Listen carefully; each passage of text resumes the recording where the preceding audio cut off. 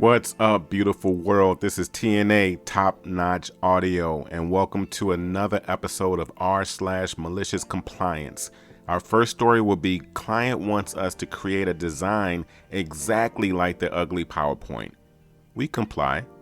Then will be free excused on any assignment. Deal. Then will be landlord tries to keep security deposit. No. If this is your first time listening, remember to hit that subscribe button on the bottom right hand corner. If this is not your first time, welcome back. Enjoy the stories. And this story is posted by u/6463694. Client wants us to create a design exactly like their ugly PowerPoint. We comply. As a designer, I try to educate my clients on design and why something has to be done a certain way. My agency is not cheap, so we make it quite clear that they are paying for our experience and knowledge, not some Photoshop monkey. Most of the time, my clients are appreciative and enjoy the extra guidance and professional advice. Occasionally, we get fun jobs.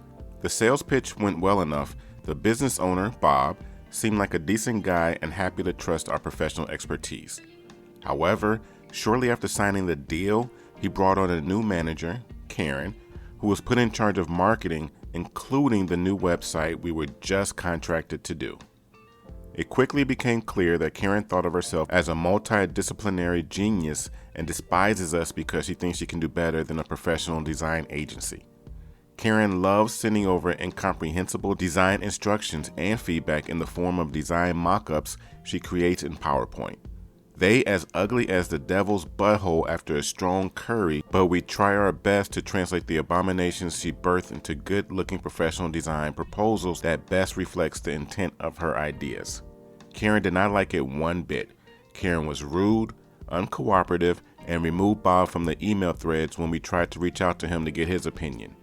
When we sent over a design, she would bitch about how it wasn't what she wanted and scream over the phone while our team patiently explained why we couldn't design exactly as she wanted.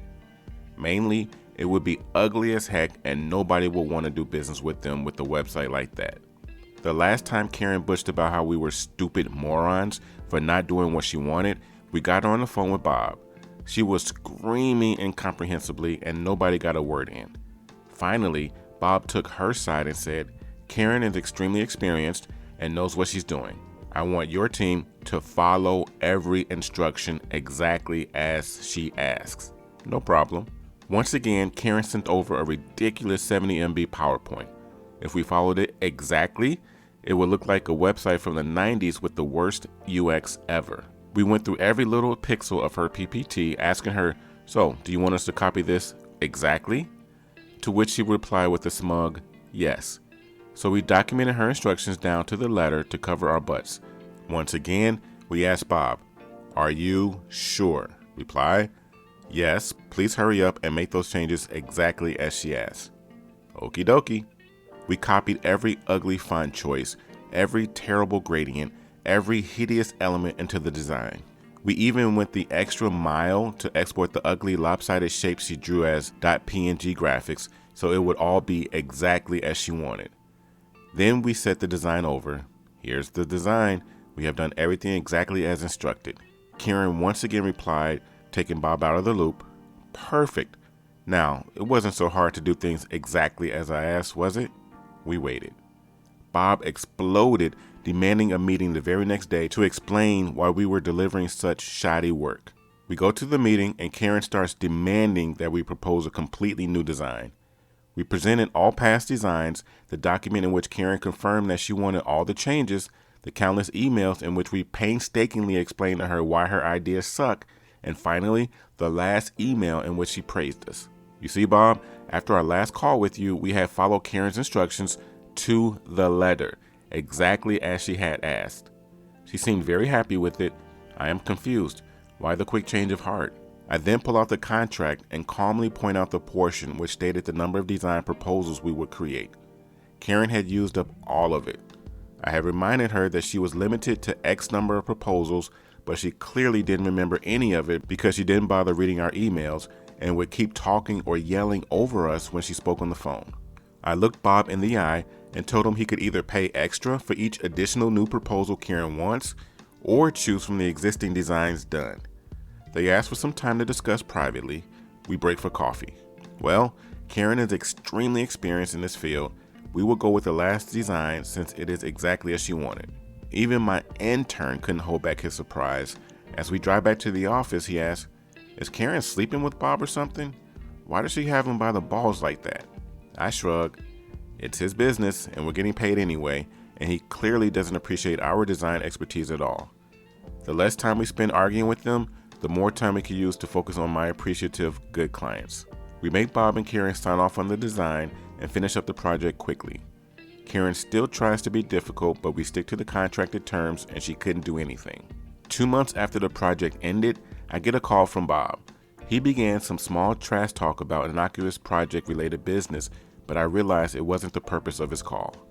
Karen had been fired after making more serious mistakes causing major losses to his company. He sounded contrite, but did not offer any real apology. "That's terrible, Bob. I'm so shocked." I thought Karen was extremely experienced and knew what she was doing. Edit. Sorry guys, as much as I would love to show you the site of Karen's presentations, I'm afraid I must keep things anonymous. You'll have to trust that it looks every bit terrible and outdated as a website designed by a Karen, TM, could be. We did not put our company name on the footer, and it is obviously not included in my company's portfolio. And this story is posted by u/boomshiki.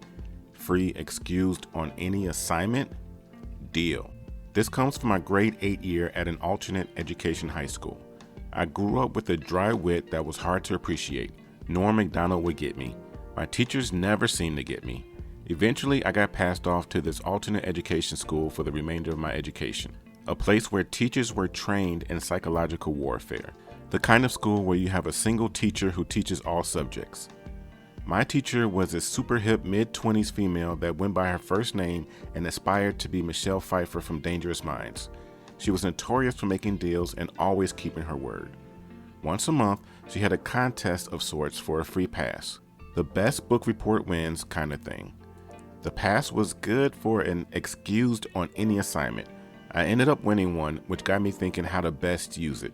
I ended up with a brilliant plan. I tried my very best every time a free pass was on the line. I ended up doing all sorts of stuff I've never done before. I studied, I prepared, I did homework, anything to get these passes. It was absolutely essential that I kept a B average, so the habits came naturally. By the end of the year, I had 4 passes. My teacher kept asking when I would be using the passes, but I kept them saved. With a week left in the school year, I approached her and informed her that I planned to use my excused for my exams. She looked at me for an eternity of stunned silence before saying very politically, "I'll see what we are allowed to do." She pulled me aside the next day and told me that I wasn't allowed to skip my provincial exams because it's beyond the school's authority, but I could skip the others. Since I only had 2 provincial exams, it was a clear victory. That's the story how I skated onto the B honor roll on a technicality. It's also the story of how my teacher, my F, reverse psychologized me into putting an effort into my education. And this story is posted by u/Clintosaurus_Rex. Landlord tries to keep security deposit. No. About 10 years ago, my at-the-time girlfriend, now wife, and I moved from the area we went to college to an apartment near where we planned to start our careers. I say it was an apartment, but it was really the basement of a house that the landlord had walled off to create 2 apartments to rent. The place was kind of crappy, but the rent was cheap for the area and we were close to work. Everything was fine for a few months, but the only parking for us was on the street out front. The couple that rented the upstairs apartment had rights to the garage and driveway. They paid more than we did. Suddenly, my car got a couple BS tickets for parking on the street. I'm guessing some butt clown cop needed to meet their quota, and my girlfriend's car got sideswiped in a hit and run. This crap had to stop, so we emailed the landlord, her preferred form of communication, to ask if there's anywhere safe for us to park. She replies, "Park anywhere you want." We had noticed that our upstairs neighbors usually eschewed the driveway to park in the front yard. They were horribly lazy, so we figured that would be a good spot for us too. We parked in the front yard the rest of the year. We figured that would be the end of it. We finished our lease, left the place in better shape than we found it, and requested our $1,500 security deposit back. After a couple weeks, we got a check for $700. WTF?